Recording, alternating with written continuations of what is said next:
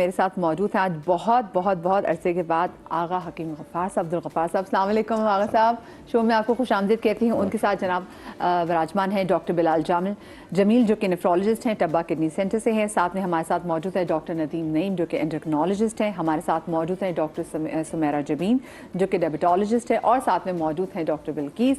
आप तमाम तर गेस्ट को मैं मोअज़्ज़ज़ गेस्ट को शो में खुशामदीद कहती हूँ। और सबसे पहले तो आज मैं चाहती हूँ कि ज़रा हम इसकी हिस्ट्री के हवाले से बात करें कि ये जो शुगर का, ये जो डायबिटीज़ का मर्ज़ है, ये हम ये तो नहीं कह सकते कि पता नहीं अंबिया के टाइम से कोई बीमारी चली आ रही है, लेकिन अगर हम रिसेंट टाइम्स में देखें आगा साहब, हम उसकी जानने की आपसे मैं शुरू कोशिश करूँ, ये शुरू कहाँ से हुआ? डायबिटीज़ कहाँ से आ गया? ये बुनियादी तौर पर जो आज हम बहुत इम्पोर्टेंट टॉपिक्स पर बात करते हैं वो है गट हेल्थ।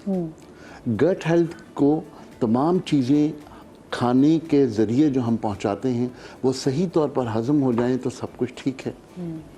दूसरी जंग अज़ीम के बाद दरअसल गोला बारूद तो दुनिया में ख़त्म हो गया, कारोबार भी ख़त्म हो गए। अब एक नए कारोबार ने जन्म लिया, वो ये कि हम अपनी ईल्ड को कैसे बढ़ा सकते हैं, सब्जियों को कैसे बढ़ा सकते हैं, तमाम चीज़ों को कैसे ग्रो ज़्यादा कर सकते हैं। अब हम उस केमिकल में आ गए। उस केमिकल इंडस्ट्री ने दुनिया में सबसे ज़्यादा तरक्की की और 10 साल के अंदर अंदर हम अपनी जो खाने पीने की चीज़ें थी उनको ग्रो करने में हम पूरी दुनिया में बहुत आगे चले गए।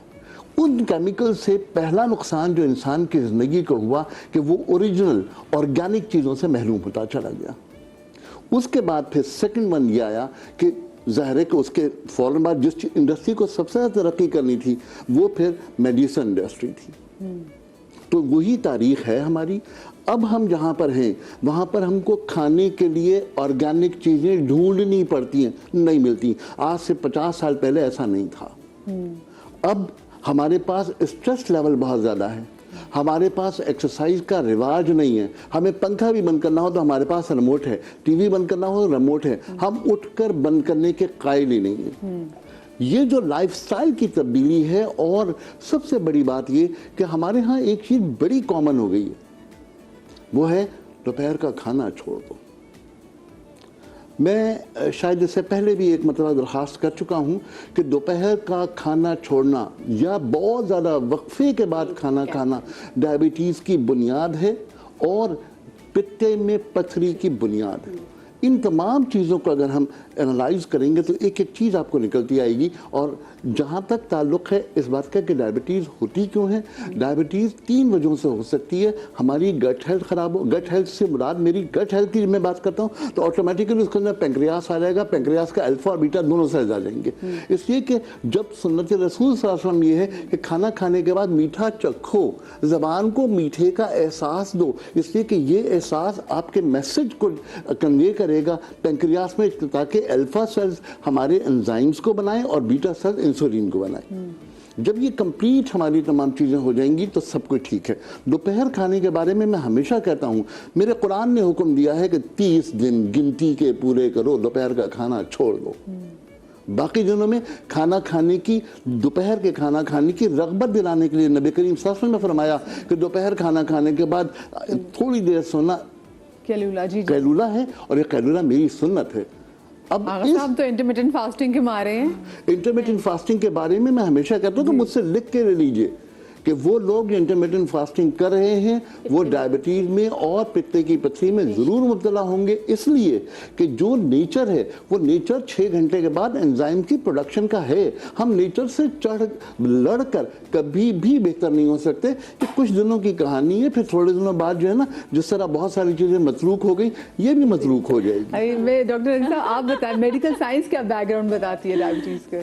देखिए, हम इंसान है ना, इंसानों को हर चीज़ की जस्टिफिकेशन अपने हिसाब से देने का शौक़ होता है। तो अब इस वक्त पाकिस्तान दुनिया में डायबिटीज़ में पहले नंबर पे है। पूरी दुनिया में आप कह रही थी 3rd नंबर पे, वो 3rd नंबर पे टोटल पॉपुलेशन है, वो टोटल पॉपुलेशन है। अगर हम प्रेवलेंस की बात करें ना तो यानी 20 लोगों में कितने लोगों को शुगर है, हम नंबर 1 पे हैं। अच्छा, अब सवाल है कि ये हुआ कैसे? ठीक है, 80s के अंदर हम पहले भी एक बार डिस्कस कर चुके हैं, 80s में हम दुनिया की बेहतरीन हेल्दीएस्ट नेशंस में से थे। ये एक सर्वे हुआ था उसके बाद हमने क्या किया, उसके बाद हमने वेस्ट की बुरी आदत को अपनाना शुरू कर दिया और अपनी अच्छी आदत को छोड़ दिया। हमारी अच्छी आदत क्या थी, खेतों में जाके हमारे लोग काम किया करते थे, अपनी गाड़ियाँ खुद धोया करते थे, औरतें घर के काम खुद किया करती थी, मासी कल्चर नहीं था।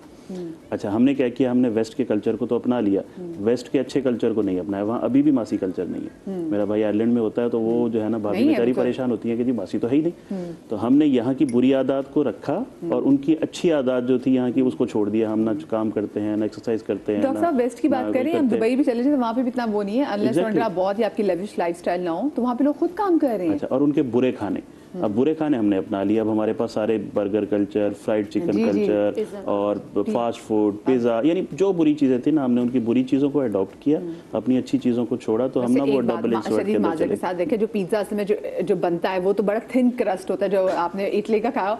हम तो पिज्जा भी अपने स्टाइल का इतनी मोटी से आप उसको ले रहे हैं, जो पिज्जा बनाया वो हमारा पिज्जा देख के परेशान हो गए कि ये वो थिन वाला तुम्हें पसंद भी नहीं आता ना, हमें वो पसंद नहीं आता। तो जब ना आप अपने लाइफस्टाइल को ना इस तरीके से अडॉप्ट करते हो कि आपकी बॉडी उस तरीके से अडॉप्ट ना कर पाए तो अल्टीमेटली चीज़ें ख़राब होती हैं। अच्छा, जो बात हो रही थी ना इंटरमिटेंट फास्टिंग की, intermittent fasting is a wonderful thing. In fact रोज़ा रखना भी इंटरमिटेंट फास्टिंग है। इंटरमिटेंट फास्टिंग का ये मतलब नहीं होता कि आप दोपहर का खाना छोड़ दें। इंटरमिटेंट फास्टिंग का मतलब होता है कि आपको एक विंडो बनानी होती है 14-16 घंटे की, वो आप कभी भी बना सकते हैं। रोज़ा इज़ एन इंटरमिटेंट फास्टिंग। आपने सहरी की, शाम को आपने खाना खाया, वो जो 14 घंटे की या 16 घंटे की विंडो बनी है वो इंटरमिटेंट फास्टिंग है, उसके वंडरफुल रिजल्ट्स हैं। अब सवाल ये है कि हम क्यों दुनिया से बहुत तेज़ी से नॉन कम्युनिकेबल डिजीज़ में आगे की तरफ जाते जा रहे हैं। दो चीज़ें ये थी, तीसरा हमारा स्क्रीन टाइम, चौथा सबसे जो प्रॉब्लम मुझे नज़र आता है ना, वो छोटे बच्चों को मोबाइल देना और छोटे बच्चों को फिजिकल एक्टिविटी से निकालना है। ये बच्चों में की रीजन आ रही है। दुनिया के अंदर प्लेग्राउंड्स हैं, उनके स्कूल्स के अंदर एक्टिविटीज़ होती हैं। हमारे पास 240 गज का एक बेंगलो है, उसके अंदर प्राइवेट स्कूल बना हुआ है, वहाँ पे कहाँ प्लेग्राउंड होगा। तो जब प्लेग्राउंड ही नहीं है तो हमारे बच्चे ने खेलना छोड़ दिया। उसके बाद जब वो घर आया तो अम्मी कह रही थी कि जी मुझे तो ड्रामा देखना है, टीवी देखना है, तो उन्होंने उठा के मोबाइल दे दिया। बाय गॉड मेरे पास बच्चे आते हैं ओपीडी के अंदर, हर दूसरे बच्चे के हाथ में मोबाइल होता है और मैं वो लड़ता लड़ता मर जाता हूँ, भाई इससे मोबाइल ले लो खुदा के लिए। मैंने अपने बच्चों का मोबाइल पिछले 2 साल से बैन किया हुआ है। आपके बच्चे कितने बड़े वैसे डॉक्टर साहब? मेरा बेटा जो है वो 3 साल का है, दूसरा बेटा 6 साल का है और बेटी 10 साल की। ये सबसे बिल्कुल बैन है। तो जब आप इस तरीके से अपनी फिजिकल एक्टिविटी बेहतर करेंगे, अपना स्क्रीन टाइम करेंगे, कम करेंगे, अपना लाइफस्टाइल बेहतर करेंगे, आप कुछ ना करें, आप 80s में देख लें कि लोग क्या किया करते थे, हाथ से काम करते थे, वेजिटेबल्स लिया करते थे, रिफाइंड चीज़ें कम थी, ये जो चिकन का कल्चर है जो आजकल बन रहा है ये कम था, तो अल्टीमेटली डायबिटीज़ में भी हम बहुत बेहतर थे। अब डायबिटीज़ में भी हम बहुत तेज़ी से। आप तो डायबिटोलॉजिस्ट से डॉक्टर साहब, मुझे बताएं कि अगर जैसे मैंने कहा नंबर 1 पे पर कैपिटा देखा जाए तो Pakistan is on the top. वैसे तो हम किसी चीज़ में तरक्की करें ना करें, लेकिन जब डायबिटीज़ में हम तरक्की करें, वो भी ऐसी बीमारी में जो कि एक तरह से साइलेंट किलर है, तो बड़ी तकलीफ भी होती है देख के। और फिर क्योंकि ये नहीं, अब हम यंग लोगों में भी डायबिटीज़ की तशखीस देख रहे हैं। इस वक्त करंट सिनेरियो क्या चल रहा है अगर मैं डायबिटीज़ की पाकिस्तान में वाले से बात करूँ तो? जो ये सब लोग बात कर रहे हैं, सो आई थिंक अगर इसको हम एक नटशेल में रखें तो बैलेंस इज़ द की। तो हमारा बैलेंस ख़राब हो गया एंड लाइफस्टाइल की। और जो आप कह रहे हैं ना कि it's just not diabetes, it is like हम सब लोग we are on top of the wrong list. हम मोटापे में दुनिया की 9वें नंबर के ऊपर हैं। ब्लड प्रेशर और हार्ट डिजीज़ के लिए कहते हैं कि south Asia is the capital of these disease, diabetes पर से, ये बिल्कुल ऐसे ही है।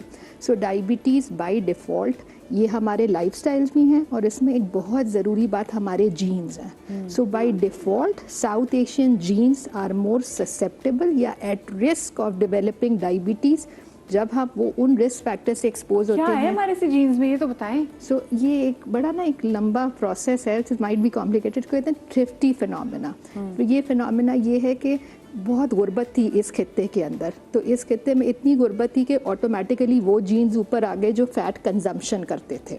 फिर इस खित्ते में जब तरक्की आई तो खाना बहुत सारा आ गया, लेकिन उन जीन्स को किसी ने नहीं बताया कि अब तुम लोग वापस से मतलब हालात बेहतर हो गए, हालात बेहतर।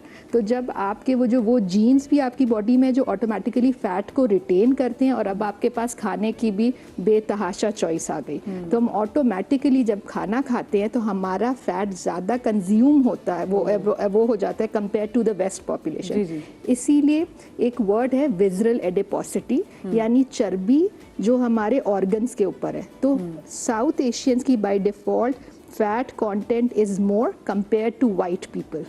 और ये एक रीज़न है, ये एक बहुत बड़ी रीज़न है जो हम कह रहे हैं ना, मोटे हो रहे हैं, खान पी नहीं रहे, मोबाइल देख रहे हैं, तो वो तो शायद वो वहाँ पे भी यही हो रहा है, ये तो पूरी दुनिया में हो रहा है। बट जब ये सारी चीज़ें साथ में एक पूरा पैकेज बन गया तो this makes you like the number 1 country in the world मुझे आप जैसे बात करें ना कि हर ऑर्गन के ऊपर एक फैट की लेयर, तो मुझे वो खानों के ऊपर वो तरी नजर आ रही है जी जी कि जिसके बगैर मियाँ कहती थी ना खानों में रौनक नहीं है, तो वो तरी नजर आनी चाहिए। सो एक बड़ी इंटरेस्टिंग अब न्यू टर्म इस्तेमाल हो रही है, टॉफ़ी। टॉफ़ी का मतलब है थिन आउटसाइड फैट इनसाइड। सो ये मत सोचें कि कोई पतला सा बंदा है तो वो बिल्कुल फिट है, आप उसका अल्ट्रासाउंड कराएं तो सही, उसमें एक फैटी लिवर आएगा, और वो फैटी लिवर बाय डिफ़ॉल्ट ये भी एक इशारा है कि ये बाकी भी ऑर्गन्स को उसने मतलब मुतासिर किया होगा। यस ओके सर, ये किडनीज जो ये इसकी क्या लड़ाई क्या है? किडनीज डायबिटीज़ जो है वो जब हो जाती है तो किडनी से उसको क्यों मोहब्बत हो जाती है कि उसके पीछे पड़ जाती है? अच्छा, डायबिटीज़ को बेसिकली वो किडनी ही बुरी नहीं लगती। डायबिटीज़ का मेरे ख्याल में हम लोगों की डायबिटीज़ के मुतालिक जो सोच है और जो समझ है उसमें कुछ बेसिक तब्दीली लानी होगी। हमें सिर्फ ये समझ लेना कि डायबिटीज़ एक ऐसी बीमारी है जो कि सिर्फ खून में शुगर के कंट्रोल को ख़राब करती है, ये नाकाफ़ी है। जैसे आपने कहा अभी एक लफ्ज़ इस्तेमाल किया कि आपने एक लफ्ज़ इस्तेमाल किया इंट्रो में कि बहाना किया इस तरह की कोई बात की थी, तो बिल्कुल ये ऐसे ही है। अगर ये अरसे से हो और अगर इसका कंट्रोल ठीक ना हो तो ये जिस्म के हर हिस्से पे असर डाल सकती है। और बेसिकली इसकी जो कॉम्प्लिकेशंस हैं, जो शुगर बढ़ने की कॉम्प्लिकेशंस हैं, वो डायरेक्टली रिलेट करती हैं ब्लड वेसल्स के साथ। अब आप बताइए कि जिस्म के कौन से हिस्से में ब्लड वेसल्स नहीं है? शायद नाखूनों में ना हो, बालों में ना हो, मगर वो भी फीड ब्लड वेसल्स ही करते हैं ना उनको ग्रोथ के लिए। तो जहाँ जहाँ ब्लड वेसल्स हैं, लॉन्ग टर्म डायबिटीज़ और पोरली कंट्रोल डायबिटीज़ उनको इफेक्ट करेंगी। तो अब जब उन्होंने गुर्दे को इन्वॉल्व किया तो किडनी ख़राब होना शुरू हो गया, फेल होना गया, उसकी भी मुख्तलिफ स्टेजेस हैं। जिस वक्त डायबिटीज़ जो है वो किडनी को इन्वॉल्व करती है तो उसी वक्त वो आंखों को भी इन्वॉल्व कर रही होती है। तो अमूमन ये दोनों का यूजुअली चोली दामन का साथ होता है। आंखों वाले हमारे पास भेज देते हैं किसी आंख में मसला, आप किडनी चेक कर लीजिए, हम किडनी आंख वाले के पास भेज देते हैं कि भाई इसका किडनी का मसला, आप आंख चेक कर लीजिए। और इसी तरह जब दिमाग की खून की नाली मुतासर होती हैं तो फालिज हो जाता है, जब दिल की होती हैं तो दिल की तकलीफ़ हो जाती है, हार्ट अटैक्स होते हैं, हार्ट फेलियर्स होते हैं, जब पाँव की होती हैं तो वो होते हैं। तो बेसिकली इसको हमारे मरीज़ आते हैं और क्या कहते हैं उनकी शुगर 400 होती है, आप उनको समझाते हैं आपने रिपोर्ट देखी? नहीं देखी। आप बता देंगे, हम क्यों बता देंगे, आप देखिए आपकी शुगर है। फिर आपको थोड़ा सा समझाएं, वो कहते हैं डॉक्टर साहब आपको क्या परवाह है, मुझे तो कुछ भी नहीं है। डॉक्टर साहब मैं तो परवाह ही नहीं करता इसकी। मैं कहता हूँ ये आपकी गलतफहमी है। आप कहते हैं आप परवाह नहीं करते, उल्टा है, शुगर आपकी परवाह नहीं कर रही। पर जब आपको पता चलेगा कि शुगर ने आपकी परवाह नहीं की तो बहुत देर हो चुकी क्योंकि डॉक्टर साहब पटाखा तो एकदम ही बोलता है, ये तो पटाखे वाली बात है। दूसरी चीज़ जो ये है कि शुगर को सिर्फ ये समझ लेना कि ये सिर्फ कि हाँ फिर 10 लोग डॉक्टर साहब और भी गोली खाते हैं, मैं भी गोली खा लूँगा। नहीं, ऐसा नहीं है। आपको शुगर हो गई पहले दिन से, न सिर्फ आपने शुगर कंट्रोल को रखना है बल्कि आपने बाकी अपने एंड ऑर्गन्स, आँख, दिल, गुर्दे, इन सब की स्क्रीनिंग करानी है।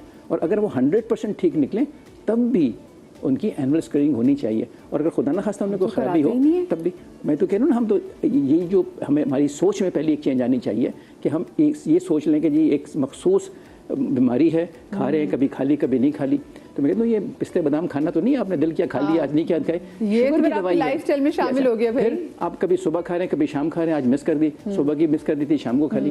अभी आपने शुगर के कंट्रोल को 24 घंटे जिसमें में कंट्रोल में रखना है। ये थोड़ी कि एक दिन करना एक दिन नहीं करना, ये कोई हॉलीडेज तो नहीं है इसकी ना। बिल्कुल डॉक्टर साहब, आई थिंक बेसिक चीज़ जो है ना हमारे, पहली तो चीज़ ये है कि हम इसको एक समझें। और अगर हम आज डायबिटिक्स को एजुकेट करें तो उनको ये करना है कि इसको आप एक ऐसी बीमारी न समझें कि आज कंट्रोल में होगी तो ठीक है, कल नहीं हुई तो कोई बात नहीं, मुझे तो कोई तकलीफ नहीं हुई ना, मगर वो अंदर से आपको दीमक की तरह नुकसान पहुंचा रही है। और जब आपको अंदाज़ा होगा, क्योंकि दूसरी बात ये है कि जो प्रिवेंशन का एक टाइम है, जब किडनी पे एक ख़ास सतह से ज़्यादा शुगर डैमेज कर देती है, जब आइज़ में ब्लाइंडनेस हो जाती है, उसके बाद हम उस वक्त परेशान होते हैं कि डॉक्टर साहब किस तरह ठीक, हमारे पास है डॉक्टर साहब कुछ करें किडनी ठीक कर दें। पर जब कुछ करने का टाइम था उस वक्त आपने उसको परवाह आपने नहीं खुद की। परवाह नहीं, हाँ। अब आप कहते हैं कि डॉक्टर कोई जादू करे और सारी चीज़ें ठीक हो जाएं, तो ऐसा नहीं होता। वैसे डॉक्टर साहब आपने तो, हम तो किडनी और उसमें फंसे हुए थे कि हमें किडनी और जो हार्ट, इस पे ज़रा इफेक्ट होगा, लेकिन आंखों, भाई ये भी आप ज़रा ख्याल रखें, आंख भी कितनी ज़्यादा मुतासर होती है। आंख, देन योर ब्रेन, जब आपकी शुगर बढ़ जाती है तो शुगर कितनी आपकी एवरीथिंग, आपकी स्किन उससे मुतासर होने लगती है, आपका दिमाग उससे मुतासर होने लगता है। तो सिर्फ कुछ ऑर्गन्स नहीं है, शुगर हर चीज़ को अपने लपेट में ले लेती है।